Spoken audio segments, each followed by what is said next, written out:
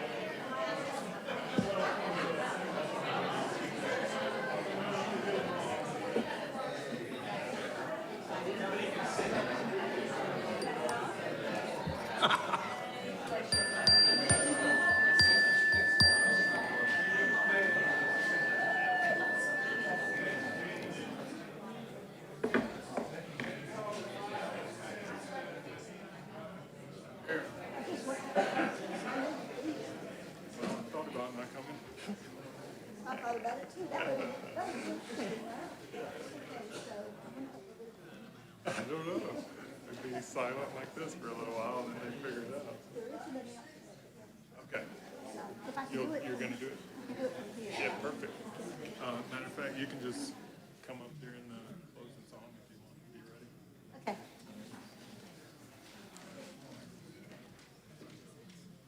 Okay. Good morning, friends. Good morning. How are y'all doing today? I'm doing well, all things considered.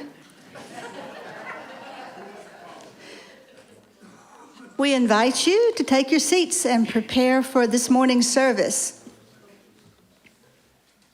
On behalf of the worship committee, welcome to the Unitarian Universalist Congregation of Columbia. I'm Linda Brennison, and our minister is Reverend Stephen Robinson. We'd like you to stay connected with our community by keeping an eye on the following communications. Our recurring events are included in the calendar with your order of service, but special events are also coming up. We provide an emailed newsletter every Thursday, which we like to call the e-blast. This is to keep you informed about these upcoming events. Make sure we have your email address. Listen to any special announcements from our worship committee at the end of today's service. We do have a special one today. We often share important news at that time that we wouldn't want you to miss. We warmly welcome families with children and offer child care during our service for infants and children up to 4 years old. If you want to volunteer to provide child care during our services, please speak with Bethany Storlatzi. I'm looking around, she's probably in the back with children right now. We have a designated seating area. It's kind of over this way for children, ages 4 to 7, and their parents or caregivers. Feel free to bring the toys available in the back of the social hall for quiet play. Today, children will remain in the service with their parents or caregivers. Today's flowers are given by Richard and Linda McLeod in memory of Richard's mother, Janie Lee McLeod Leonhardt. I hope I pronounced that correctly, and they're saying yes. Janie was born on March the 31st, 1925, and passed away on April 27th, 2004. She loved anything purple or pink, and these flowers are chosen with her in mind, as you can see by the colors. And now, please silence all devices as we center ourselves on today's service and listen to the prelude. Good morning, everybody. I just was asked by Anna to play today, and I thought, well, how about if I just write a song for the service? So this is tried to get some pertinent songs that might relate to most of us in our lives that we're living these days. And part of it, of course, I didn't write, but I'd like you to sing along on the chorus, if you would.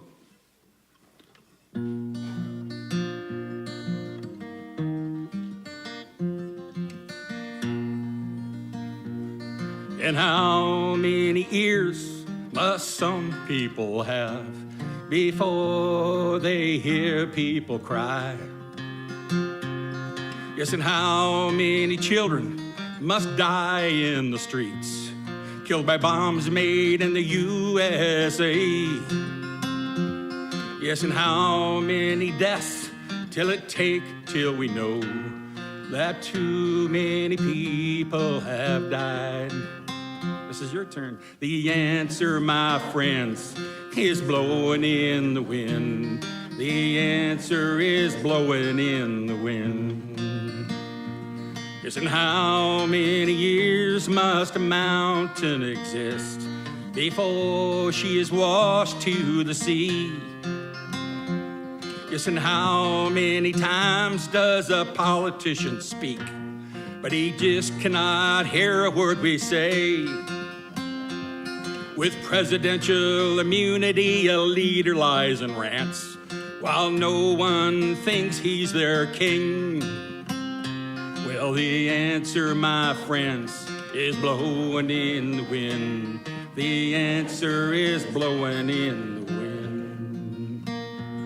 And where are the politicians standing up for our rights as the Constitution gets ripped apart?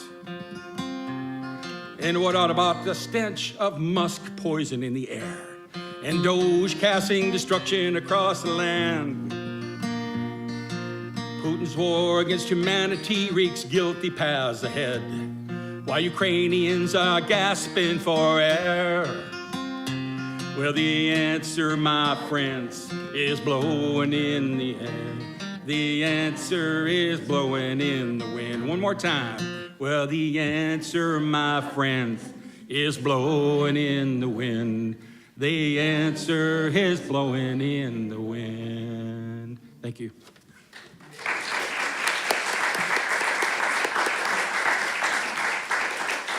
Thank you, JP. Appreciate that.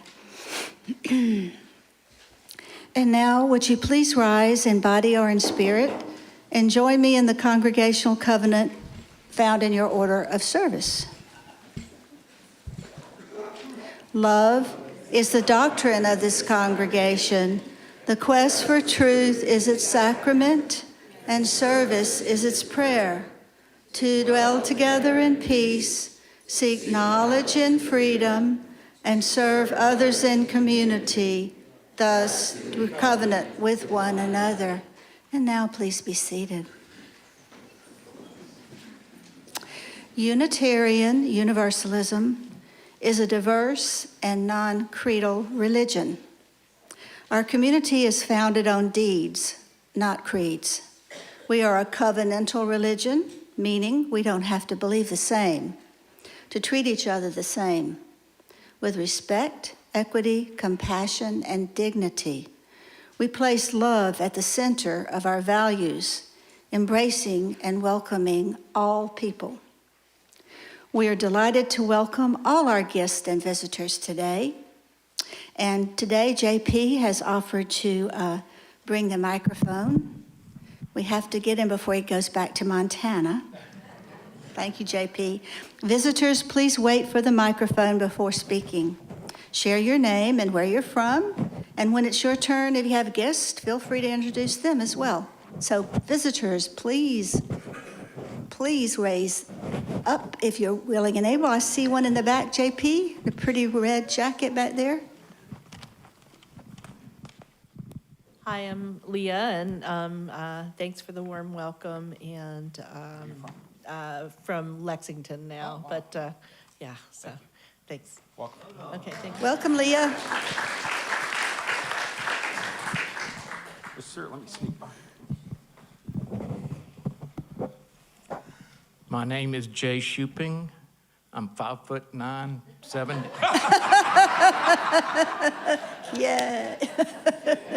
I'm 70 years old, and I currently reside in Columbia. I live close to the Veterans Hospital, and I had a friend of mine that has been here before, and I wanted to try it myself. Awesome. Yeah, welcome, Jay. Anybody else? Oh, I guess somebody else wants to say something. Maybe not necessarily a visitor, but sometimes members move off to California. Oh, yeah. And so When we have a potluck, they come back. Thank you. I'm glad to be here. What's your name? I'm sorry. Oh, Mary what? Mary. Mary. Oh, yeah, Mary. Awesome. Mary. Mary McLaughlin, welcome. The power of a potluck, it never ceases to amaze me.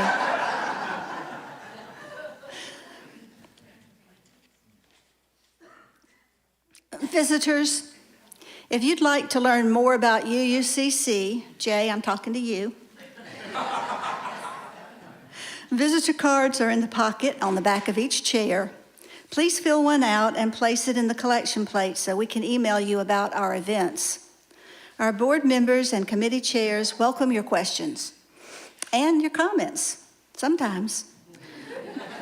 Depends on the comment. Board members wear green name tags, so if you want to specifically speak to a board member, keep an eye out for that green name tag. And thank you for being here, all you visitors. Today's chalice lighter is Andy Wells. You can just take that one. No, this one. I forgot to go over this with Andy. My apologies, Andy. Spirit of light and life, come unto us. And now, Andy, since he wants to do a lot today, will also present our This I Value talk in conjunction with our Pledge Month. If I keep this up, you're going to start calling me Reverend. So I wanted to thank those of you who asked me to do this today. It means a lot. And I have to start by saying that I met my wife here over almost 15 years in this congregation, and we've still been together through thick and thin. So that is enough for me about This I Value, but that's a short talk, so let me say other things. And Ellie, I'll answer your questions later. So just imagine for a moment, think of a Western-style musical ensemble. You might have trumpets, horns, clarinets, saxophones, snare drums, cymbals, ideally a piano, and that would make a lot more sense if it had been right after the hymn, why I said that. But the trombones are too loud one day, or the clarinets are squeaking on another day. Maybe the flutes are going on a little bit too long and making everyone wait impatiently for their solo to end. Or the oboe may need to play a somber song and the cellos are there to support it. The instruments all come in different sizes, different colors, different sounds, and different expressions. The clarinet is soft, but the trumpet is brash. The piano enjoys playing by itself, but dreams to be included. The conductor leads the band, but does not rule the band. In the end, the music isn't made by one instrument, but a perfect blend made from different voices, recognizing the strengths and limitations of the other instruments, and finding their place to uplift everyone. Unitarian Universalism is the wildest combination of instruments, and that traditionalists would never imagine playing together.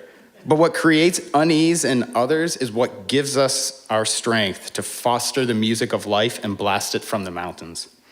This is what I value, the beauty and power of our song that shakes the traditions of the past and creates a space for every instrument, every voice, every passion to be expressed and join our sacred hymn.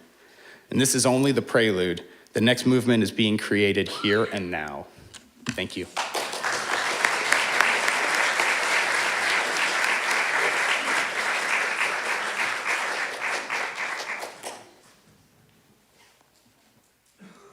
Please rise as you are willing and able and join in singing hymn number 299 in the gray hymnal, Make Channels for the Streams of Love.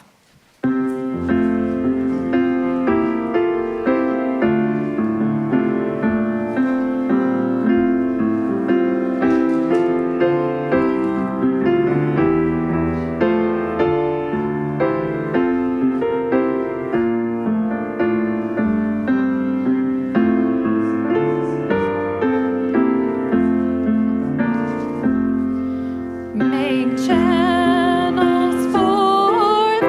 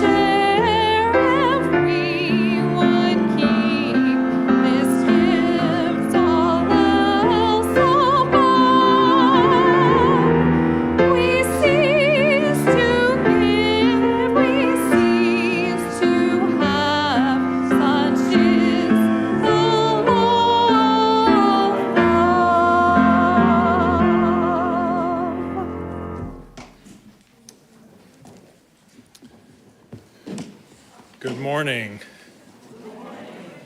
I'd like to take this opportunity to thank JP and Kate and Andy for providing music for us in the absence of our music director, Anna, who is off visiting family.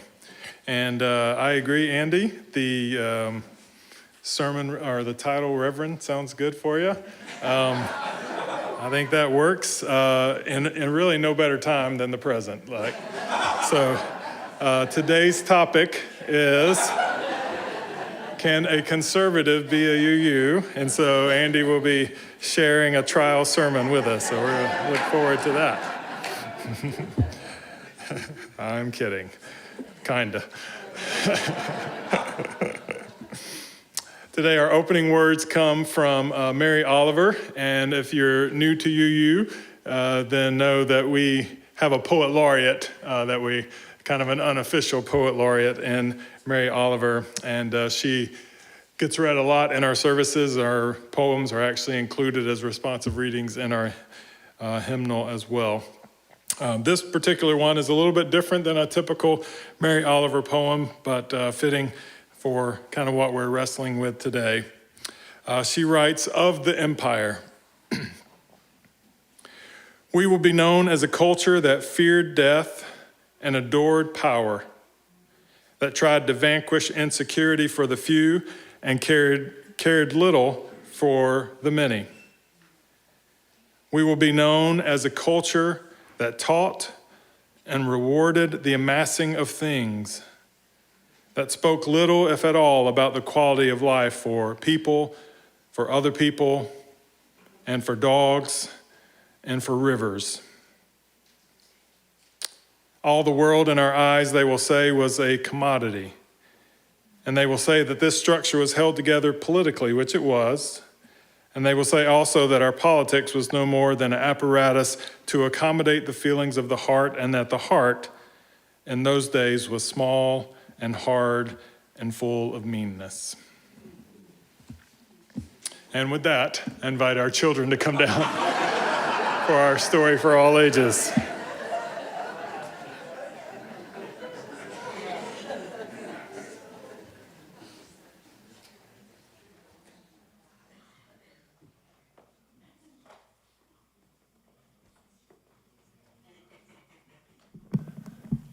Good morning. How are you all? Good. All right, so good to see you. Today, we have a story about a mouse and a squirrel.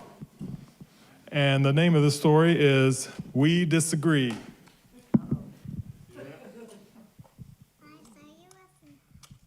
that? We Disagree.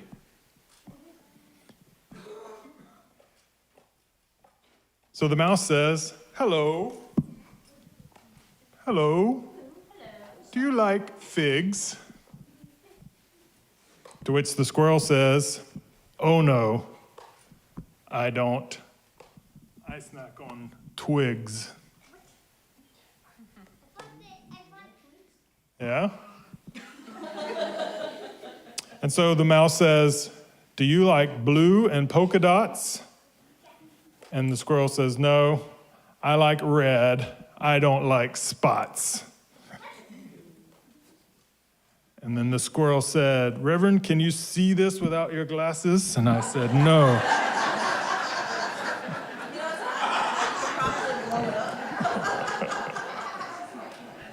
Oh, yep, I actually got those words right. All right. So do you like blue and polka dots? No. I like red, I don't like spots. They're kind of disagreeing, aren't they? So then the mouse says, well, do you like newts and toads and frogs? And the squirrel says, no way, I just like prairie dogs.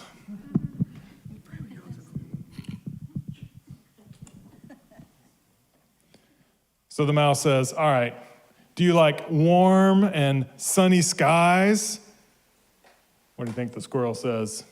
No. Nope, I prefer gray. The sun hurts my eyes.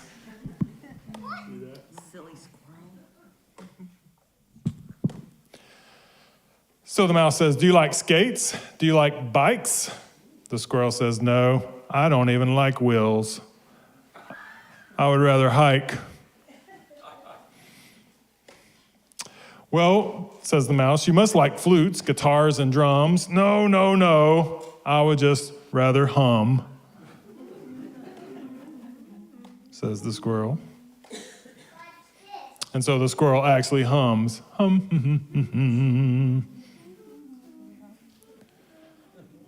What's wrong with blue, says the mouse. What's wrong with frogs? The squirrel says, well, what's wrong with gray and prairie dogs?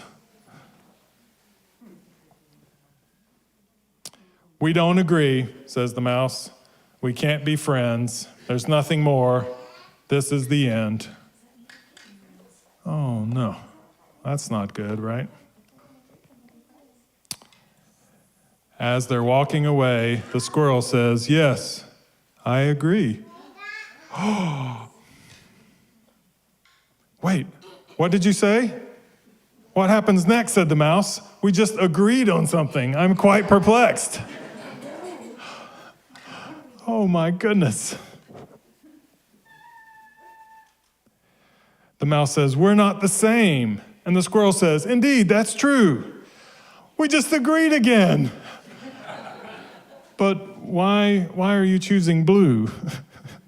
Uh-oh. Back to disagreeing. Well, blue is the sea and blue is the sky, but red is leaves and cherry pie, says the squirrel. Those are all good things, right? Hey, let's disagree more. Yes, let's disagree. Yes, let's disagree. Do you like friends? Says the mouse. The squirrel says, well, I'll let you guess. What do you think? What do you think the squirrel said? Do you like friends? I bet the squirrel likes friends. I bet the mouse likes friends. And they couldn't agree on anything except for the fact that they disagreed. So at least they found some kind of common ground today. I don't know if you saw our program today, but that's kind of what we're talking about in the Big People service, is how can we figure out that place in the middle between those two circles? What can we find that we agree on? As Andy so wonderfully talked about all the instruments and ideas and things that are being played here, how can we find things to agree on? And you know, it might be a good way to start for us, as you used to say, at least we agree that we disagree on some things, right? Yes?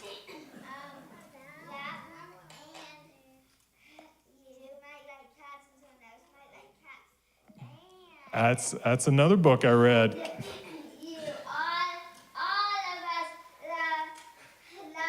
All right, that's so true. I read another book about cats and dogs too, and disagreeing about that, but so wonderfully put. All of us can agree on love. Does that sound good? So we can be friends? Yay! Thank you so much for coming down this morning.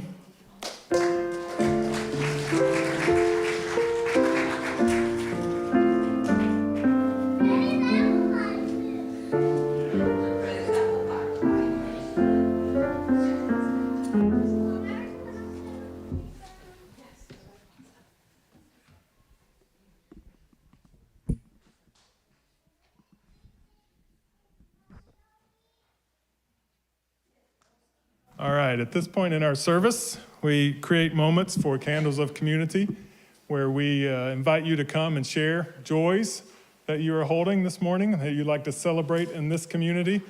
We also have a place for you to share your concerns that you're holding and like help in carrying that load.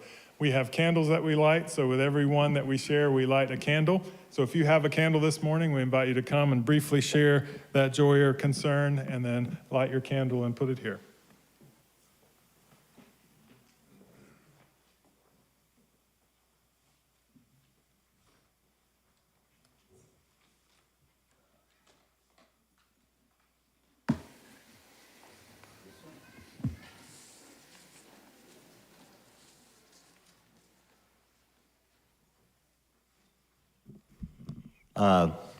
So I just switched places with Mary McLaughlin. I was out in California for a week, and it was a great time being there, since we have to be brief, the actual traveling, if you have about an hour, we can discuss. The actual travel was a nightmare, but being there was good. And paid political advertisement here, and appropriate given today's topic. Next week is, for the forum, we're discussing gratitude. And if you have gratitude, you live longer, so it's important that you come so you'll live longer. And we have things to be, all have things to be grateful for, and I'm grateful that I got back in one piece. And thank you.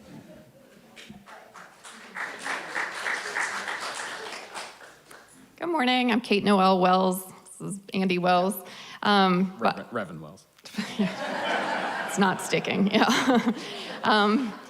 First, I'll start with the not great news. Some of you might remember I hurt my knee way back in November, and it has just been a roller coaster since then. I have been able to kick the can quite a ways down the road, but unfortunately, I still have not healed as I'm supposed to, so I will be having ACL surgery on April 24th. So good prayers and well wishes gratefully received. We do have some good news, though. She is not one to toot her own horn, but our daughter, who was dedicated here many moons ago, turned how old? 11 yesterday. So.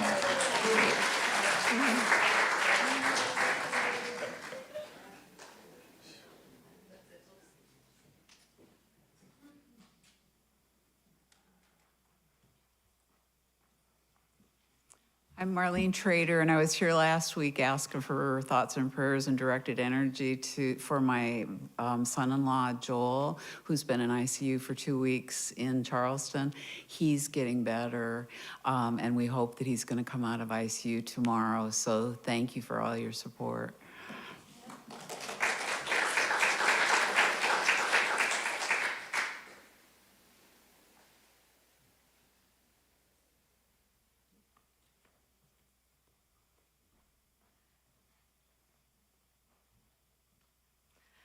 Good morning. My name is Susan Key. I'd like for you guys to keep my brother-in-law in prayer. He has been fighting leukemia for 2 years, and after being in the hospital for 2.5 months, he was released to go home last weekend to accept his fate.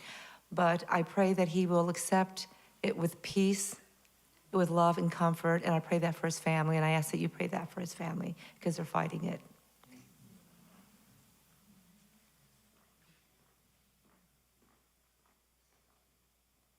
Morning. I've been a member here for quite a while. I had one tragedy, and that took me away, and had a lot going on with me, but I'm hoping to keep coming back. I miss you all. All right. Miss you too.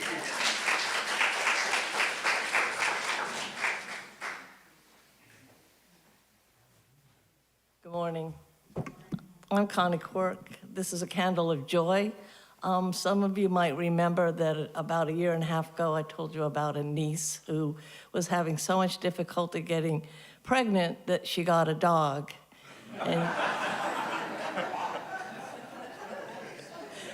And so she would forget and have something to take care of. And she spent 1 year taking care of this dog and training the dog. And when she took him in to have him neutered, he died on the table. And so that was another horrible thing. But I'm here to tell you, she just had a little girl. Her name is Daphne Kitt. We won't be able to see her except on Zoom and pictures because they live in Japan right now. She's a military wife. But anyway, we are thrilled that she has the little girl that she's wanted.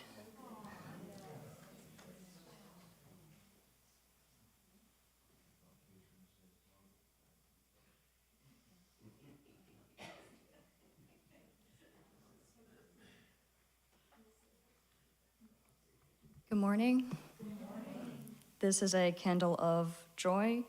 Been a long-time member here, haven't been able to come as often as I wanted to because of studies, but wanted to announce that tomorrow I am flying out to Germany to start my summer abroad semester.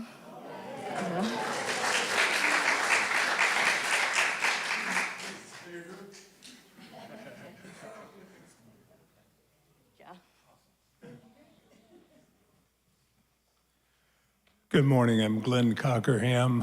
At this time last week, my wife Roberta and I thought by now that we would be back at our home in Brevard, North Carolina, settling in for the summer there. Unfortunately, the wildfires in the upstate and in western North Carolina, with her allergies and my asthma, we just cannot be back in that environment. It is horrible what those people are going through, and I ask that you keep them in mind.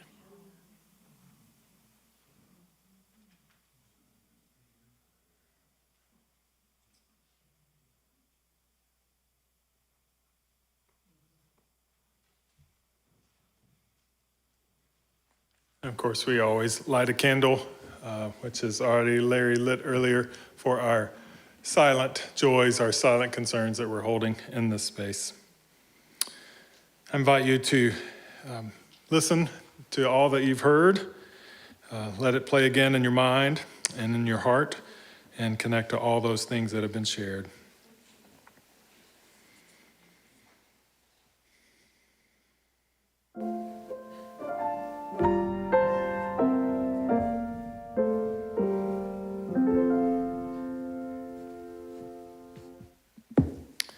As we prepare for our offering this morning, I want to go back to the Mary Oliver poem because I kind of included it for you, Bill, for one line in it where Mary Oliver says that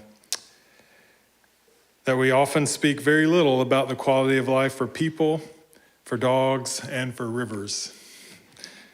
I'm so delighted that this month we have as our Share the Plate recipient, the Congaree River Keeper. And it is my pleasure to invite Bill Stangler to come and share about the good work.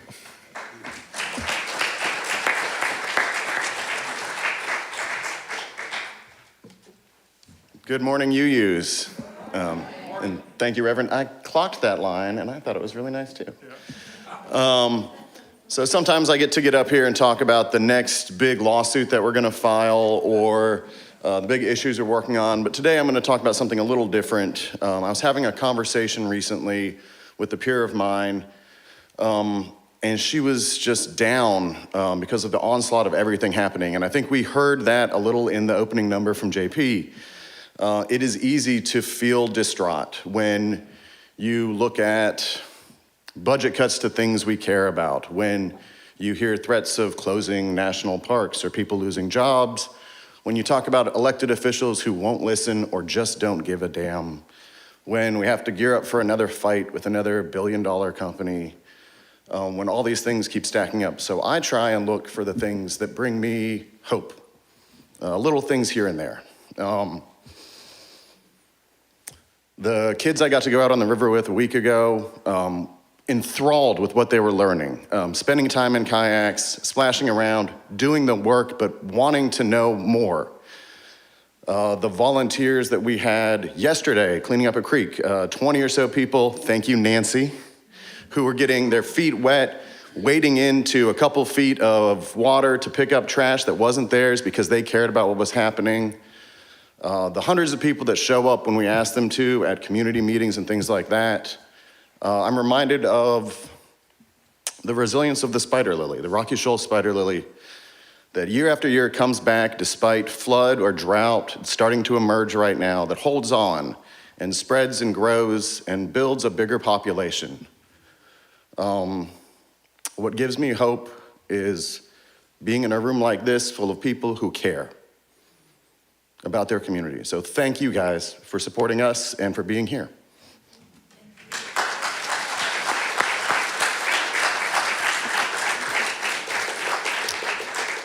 Thank you, Bill. We are so glad to be a partner in the work, that great work that you're doing in our world around us that we can see and experience and love and connect to. At this time, I'm going to invite Andy to share just an introduction of the offertory, and then we'll move to our collecting of our offering. Oh, yeah, thanks. Yeah. I'm not used to this. So the offertory song for today is I Wish I Knew How It Would Feel to Be Free. which is many of you may know, was originally written by a jazz pianist, Billy Taylor, who wrote it. He was active with the civil rights movement in the 60s, but it's probably most known for the legendary singer Nina Simone, who sang it. Initially, she sang it as a tribute to the march from Salem to Montgomery, Alabama. Thank you. I invite our ushers to come and receive our morning offering.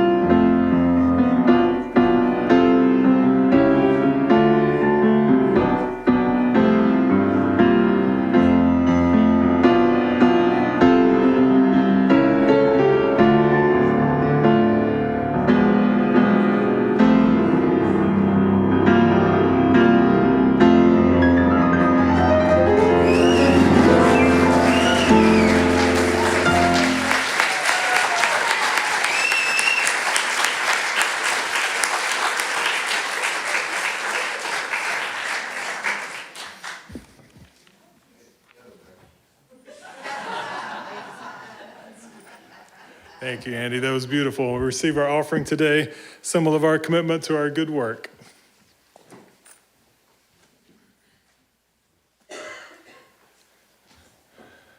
Well, that's also an option. We could just move to a concert.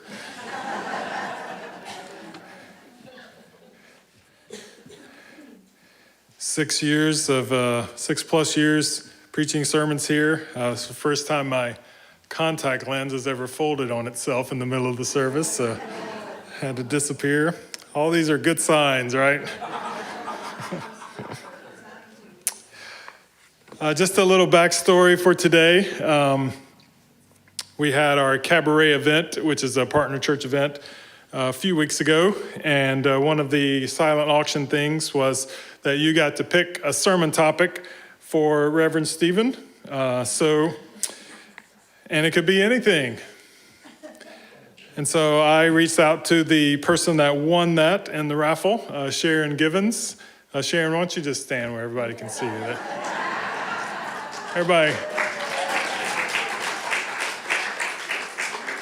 Everybody really needs to put a face to the distress today. And so I said, all right, Sharon, the last Sunday of the month of March, we're having a potluck lunch. That's your Sunday.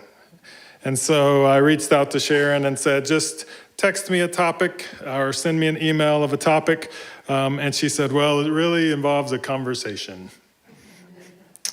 And so we talked. And in that conversation, We talked about a lot of things and talked about some of the ways that we identify ourselves as UUs and how we kind of navigate the world of politics when we're not really a political entity here, and what all of that looks like as a people who are involved in politics, but not necessarily a congregation that is a political entity. We talked about what it means to be conservative, and can a conservative be a member of UU? Can they be both at the same time? Oftentimes, this faith that we talk about, we use words like liberal religion to describe this liberal faith that we're a part of as Unitarian Universalists. And so we finally landed on just simply the question, can you be conservative and be UU? And so the short answer to that is yes. And so at this time, we will prepare ourselves for the potluck lunch. If you will form lines, the plates are on the left. All right, so the short answer is yes, right? Now the long answer to that, and my wrestling with that question myself. And I realize that when you kind of say, this is the answer, this is the outcome that we're going to get to, then you really put a lot of pressure on all the build up to how you get to that point. It does remind me of my geometry teacher in high school. Mr. Sears was his name. And as we began our phase in geometry of doing proofs, how many people remember geometric proofs? How many people like geometric proofs? Much less people. All right. I actually kind of enjoyed that part of math because it involved debate. So that was nice, and not so much, didn't feel like absolutes all the time. But he started geometric proofs and he said, so I'm going to kind of show you the concept of how this works, and I'm going to demonstrate it by showing you that 0 equals 1. And so he started with the statement, does 0 equal 1? And then a lot of things that I don't remember or understand, but he would say them with authority as if they were mathematical things happening on each side of the equation, and eventually landed on 0 equals 1. I don't know how it happened. It all seemed legitimate. I'm sure there was something along the way that didn't necessarily jive, or that he pulled over on us that didn't necessarily work exactly the way he was saying it. But the end result, especially what was amazing as we got to the last few lines of the proof, we all saw it happening. It's like, oh, wait a minute. He's going to land on this. 0 does equal 1. So that's kind of my hope today. It's just, I'm going to throw a lot of stuff at you. And at the end, you're going to say, oh yeah, 0 does equal 1 after all. Let's eat.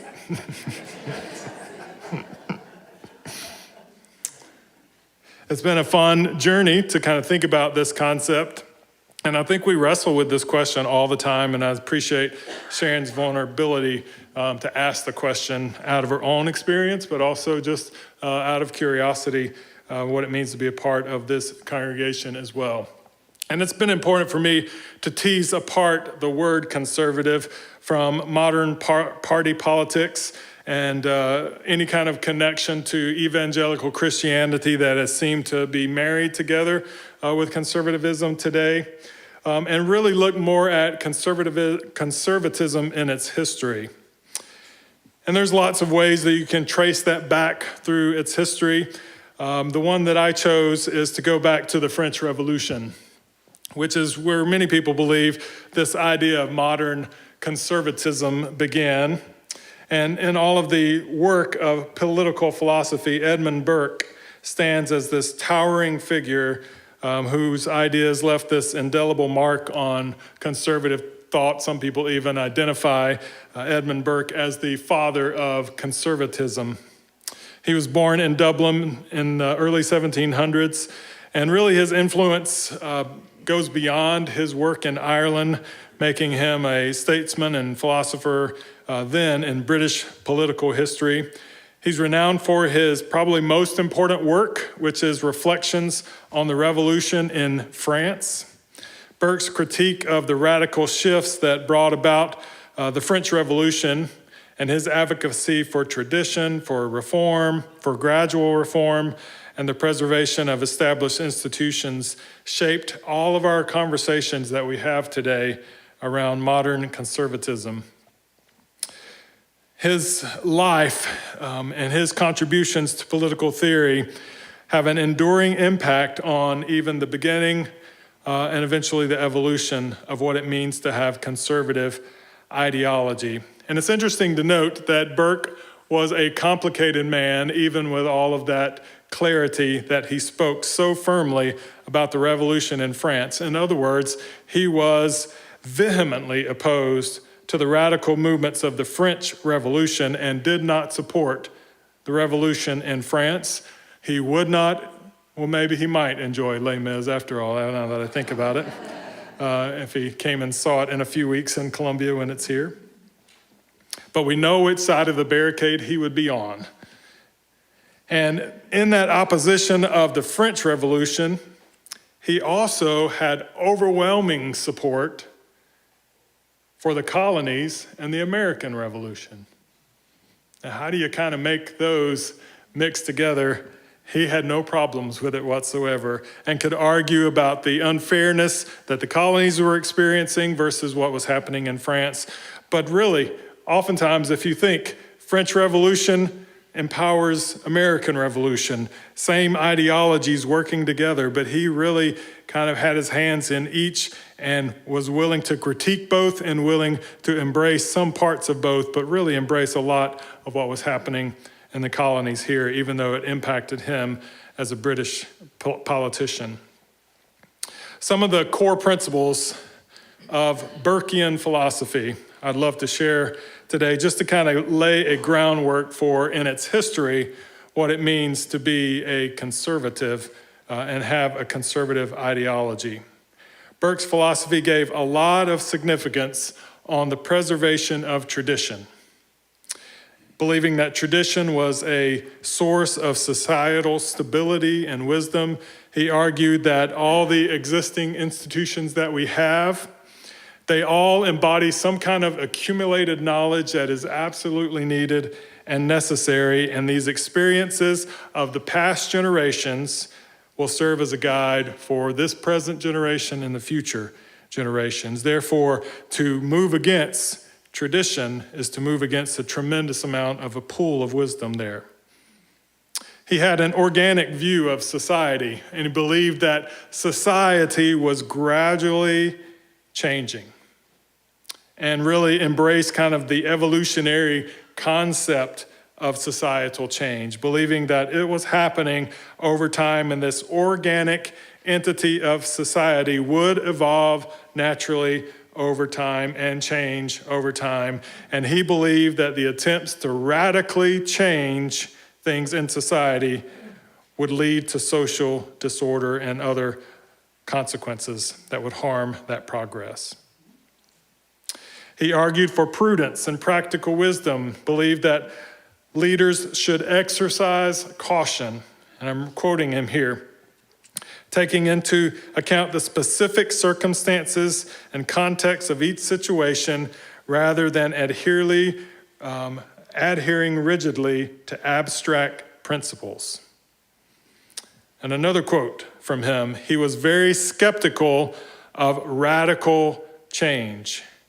He was skeptical of the radical changes of the French Revolution, and in his book, his critique of the French Revolution, he believed that such upheavals could disrupt the delicate balance of society. And we should respect the institutions, maintaining order and continuity. And he says, in his words, I advocate for the gradual reform of institutions and caution against hasty dismantling of them. You can applaud if that's what's going to feel scary about today, by the way. I'm going to say some lines and you're going to like, yeah, oh wait, he's a conservative. I just applauded at the UU for the father of conservatism. Exactly. So thinking about how does that blend with our liberal religion, freedom of the individuals to make meaning, reason is the source, not an external dogma or creed. We've been making meaning since our incarnation as human beings. And out of that making meaning, religions are born. I had an opportunity to go to the Coker Center this week and watch Hades Town. And one of the things I love about Greek mythology is they were trying to make meaning of the world around them, trying to understand why the earth got cold for 6 months of the year and everything died, and then understanding how spring came back. Well, it makes sense to understand that, of course, Persephone is gone to Hades and her mother Demeter grieves, and therefore the earth dies. Just makes sense. All of these mythologies from different cultures have been used to make meaning, and many of them, really most of them, most religions are built around some form of those mythologies that become institutionalized or centralized around an individual that then creates a radical change in the institution and therefore creates a new religion. That's the tough thing about when we're looking at evangelical Christianity that often argues that we just need to go back and keep things the way they were. Those are the people that were arguing with Jesus, the founder of Christianity, who was saying status quo doesn't work anymore. We need to evolve. We need to adapt. And, we like to be thinking that we're on the progressive end of things as UUs, but we've been around long enough that we've also institutionalized a little bit. And we often care a lot about the institution and how to protect it instead of adapting and changing. Religion's institutionalized, and therefore they are tempted to come up with these dogmas and creeds that say, all right, we have to protect ourselves, so if we're going to protect ourselves, we have to identify this is what we believe and this is what we don't believe. Religious liberalism connects us to that core experience of humanity that goes all the way back to the beginning of our time here, of making meaning in our lives in many different ways with many different sources. Our own experiences, our teachings of others, our understanding of the world around us, the writings of world religions, earth-centered religions, all these things inform our way of making meaning in our world. They're even identified as the sources of our liberal religion as Unitarian Universalists. In doing all of this work, I came to a conclusion that became obvious to me in a moment, that some of the foundations of conservatism by Burke are core to what it means to be a UU. Talk about a tough pill to swallow there, huh? We do want to preserve a tradition here, don't we? As you go to lunch today, just look at the wall on the right.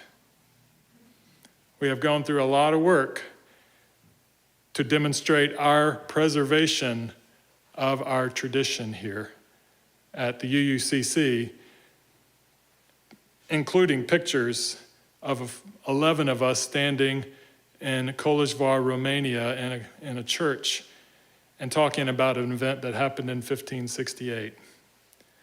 So even though we feel so new and so progressive, we are also interested in preserving some tradition. We even talk about it as the living tradition. It is the name of one of our hymnals, singing the living tradition. And we recognize that we write that tradition in pencil. We don't etch it in stone. We are constantly adapting to the changes and the needs of the world and of the world around us. And we also value our history while we are doing that. We are not just solely connected to the present and adapting to the change. We are filtering at that through the wisdom of our history and our experience. We do trust in change that is happening. Every year we quote Martin Luther King Jr., who was quoting that the moral arc of the universe is long and it bends toward justice. You've just identified one of Burke's main things, that if we trust it, it is eventually changing and bending toward justice.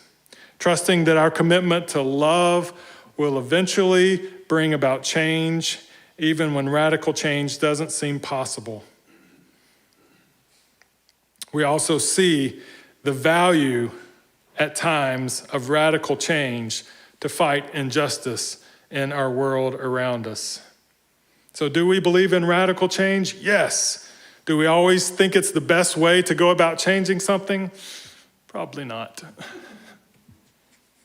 If we did, our CYRE building would be replaced right now with something new. Because we know we need to make a change there. We know we need something to happen differently there for that space to be more conducive to what we are trying to do as a congregation. But the reason we're not knocking it down is because we think that takes time to go about that kind of change. And that's just one little small snippet of how we do it. So the answer is yes. Can a conservative be a UU? Right? Have I convinced you yet? Honestly, I really gave up on the notion of trying to convince myself or anyone else. And I got way more interested in the question and where the question is coming from.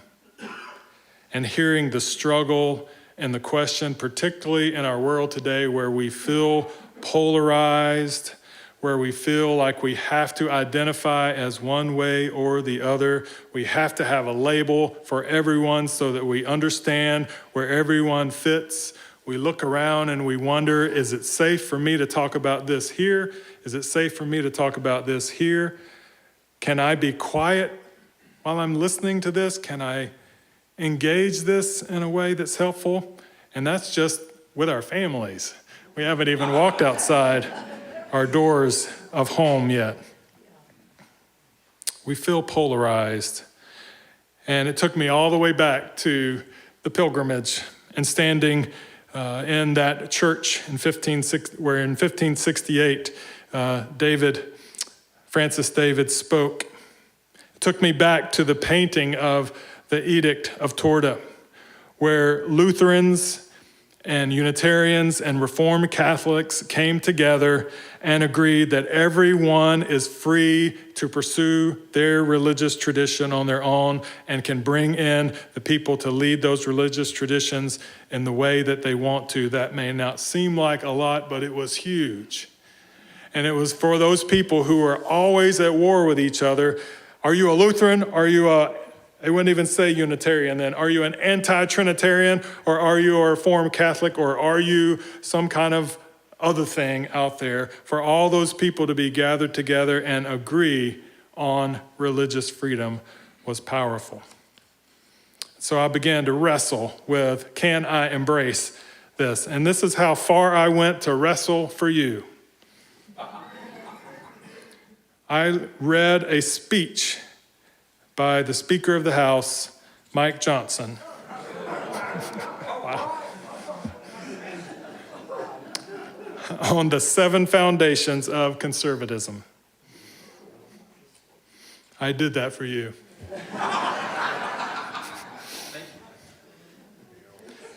There was a couple of takeaways that I want to share. And there are a lot of throwaways, but there's a couple of takeaways. One of the things that Mike Johnson said is that individual freedom is a core value and should be protected against everything, including government, that tries to compromise your individual freedoms. Wow. I agree, says the mouse to the squirrel. and I'm quoting him here, that one of the foundations of conservatism is the belief in the inherent dignity and worth of every person. Wow. Maybe so. We obviously know that once those things start getting interpreted in certain ways, he can interpret those in the way that he sees them, and we can interpret them in the way that we see them. But for me, I just needed that glimmer of a connection of common ground. Because I go back to that painting at 1568 at the Edict of Torda, where these people who could not get along with each other sat down and signed a document together about religious freedom that changed the world. And this is how we actually make change. Not by encamping ourselves as fundamentalists on opposite sides of the poles. And yes, you can be a fundamentalist, you for sure. You can absolutely not see any other viewpoints as a liberal. But we see change by looking for common ground.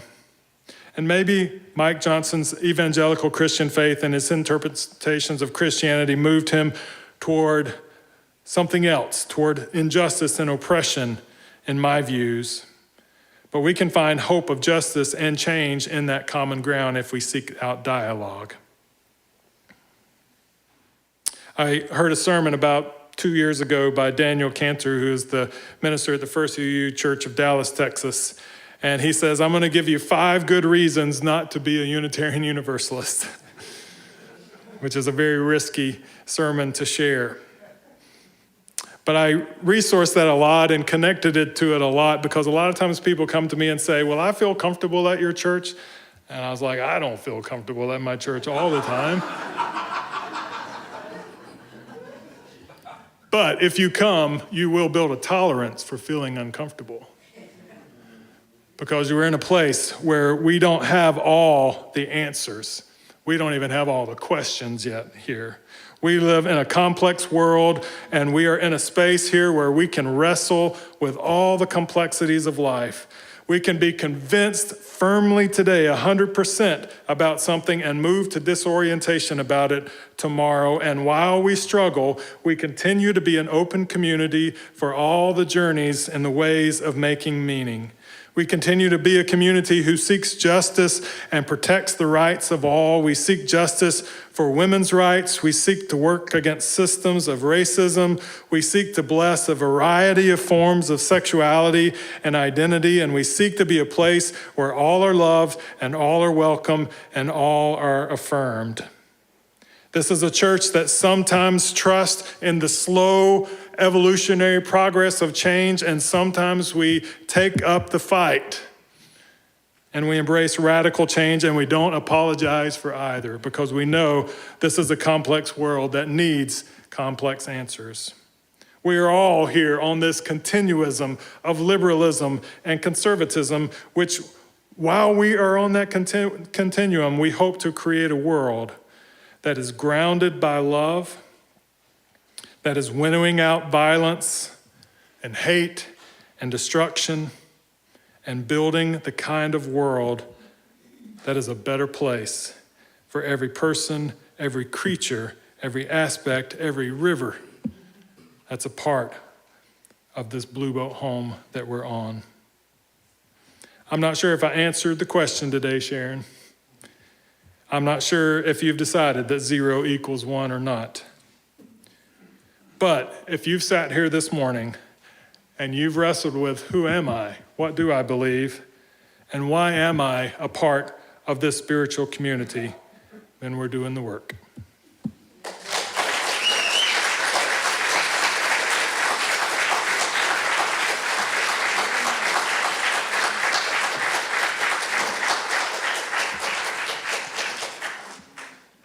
Our closing hymn for today is number 121 in the Living Tradition book. Yes. So this one, I invite you to join me in singing the alternative lyrics that are printed in your order of service for the chorus of today's closing hymn. In 2007, the UUA Council for Cross-Cultural Engagement considered and responded to Reverend Danielle DeBona's shared experience of singing We'll Build a Land at General Assembly. When DeBona, a Wampanoag Indian, saw hundreds of mostly white faces in the hall singing this, she thought about how white European culture indeed had built on Native American land. Knowing all this was done at the expense of Native culture caused her great pain.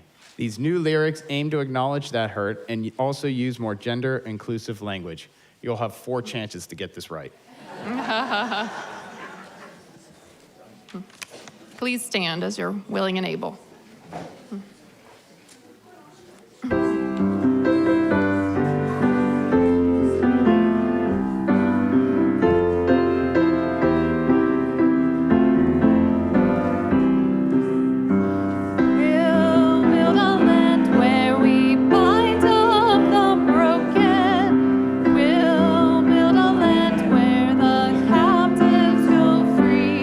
Where the oil of gladness dissolves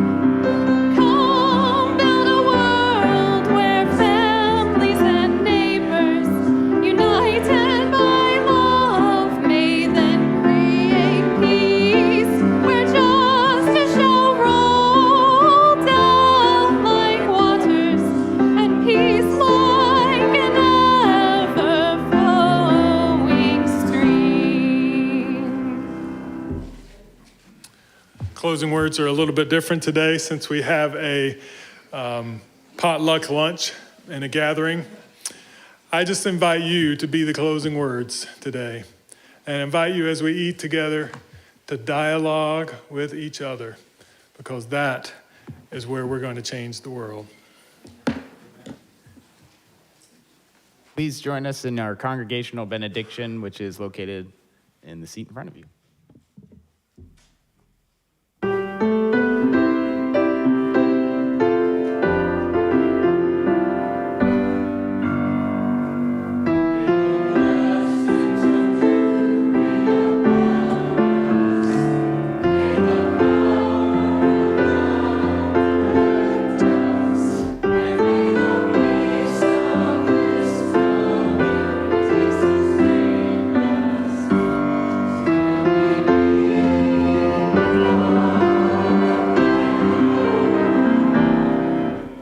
you'll stay with me just a moment, I have one brief announcement, very important announcement, and you can sit if you'd like, it's fine with me. This announcement was submitted by Jeanette Walton, part of the Mountain Committee, and it's about the Mountain Retreat and Learning Center's Easter Volunteer Stewardship Weekend. For those of you who have never heard of the Mountain, I'd just like to tell you that the Mountain is located atop a 4,200-foot granite cliff on the Eastern Continental Divide in the Blue Ridge Mountains. It's about 4 miles from Highlands, North Carolina. The Mountain's missions and programs are deeply rooted in Unitarian Universalist principles. So I'd like you to take note of a small flyer that's in your order of service today. You're invited to join us at the Mountain on April 17th through the 20th for a fun and meaningful weekend of volunteering. Help staff prepare for the season by clearing trails, repairing cabins, tidying up after winter, or even helping in the kitchen. There's something for every skill level. It's a great way to give back, make new friends, and learn a few things, and enjoy time in a beautiful mountain setting. Importantly, registration is required, and the deadline is April 3rd, which is coming right up. Lodging is free for those who work 6 hours per day, and a small fee covers meals. Don't forget to take a look at the flyer in your order of service, and thank you, everyone. We do have a potluck lunch today, so invite those who are visiting with us. Please stick around. We always have plenty of food. Invite everyone to be here, and thank you all for being a part of our service today.